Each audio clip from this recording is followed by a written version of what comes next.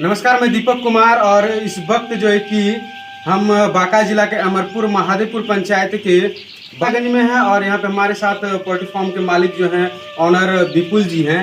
इनसे जानते हैं कि मुर्गी पालन जो की जाती है इसकी क्या व्यवस्थाएं हैं, इसमें क्या टेक्नोलॉजी यूज होती है, क्या इसको मुर्गियों को दाना खिलाया जाता है और कितने दिन में जो कि मुर्गियाँ बनकर तैयार होती है। क्या नाम हुआ आपका? विपुल कुमार ईश्वर। अपना पूरा परिचय दें। मोदी नगर गोपालपुर, थाना अमरपुर, जिला बांका का वासी हूँ, बिहार। जैसे कि मुर्गी पालन जो आप कर रहे हैं ये कितने दिनों से कर रहे हैं? 2004 ईस्वी से। अभी आपके फार्म में कितना मुर्गियां हैं? अभी बेचे हैं, दूसरा लॉट डाले हैं, पीछे भी पोल्ट्री फार्म है, बगल में भी मुर्गी डाला हुआ है। तो कितना मुर्गियां होंगी लगभग? 3000 मुर्गी लमसम पालते हैं। तो मुर्गियां जो पाल रहे हैं तो इसमें कितना समय लगता है कि मुर्गी को तैयार होने में?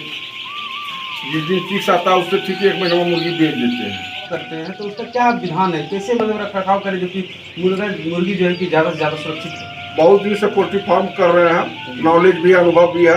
बच्चे को कब कितना टेम्परेचर चाहिए जानते हैं। जैसे अभी देख लीजिए, जिस तरह से दाना बच्चा मुर्गी खा रहा है, इसको सही टेम्परेचर मिल रहा है। अगर इसको ठंड लगेगा तो वो हम जान जाते हैं। उसके लिए गर्मी का व्यवस्था है, इसका व्यवस्था है, लाइट का व्यवस्था है, वो सब देते हैं, टेम्परेचर इसको बनाते हैं।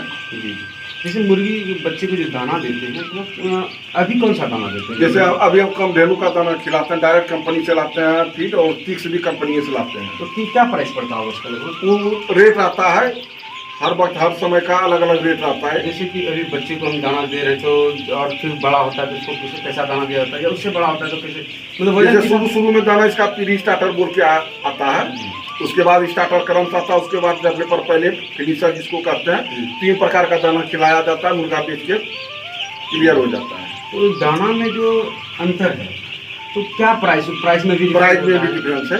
प्राइस में भी डिफरेंस।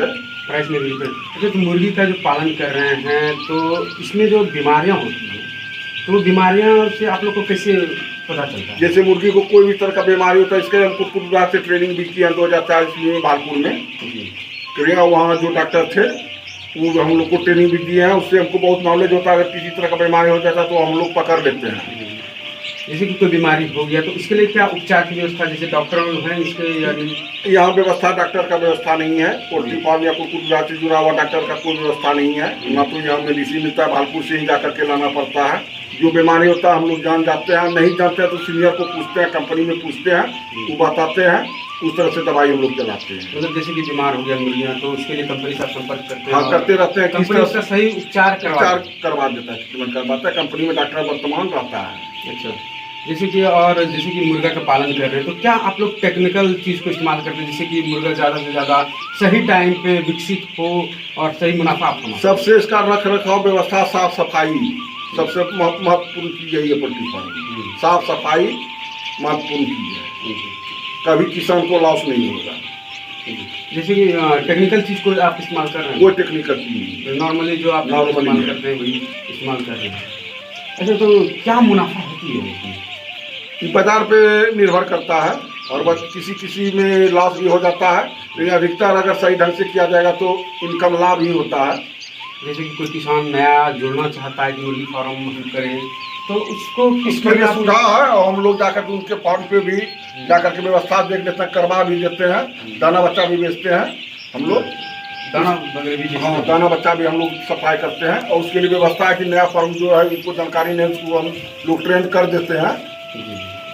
इसमें काफ़ी फायदा किसान को होती है। हाँ।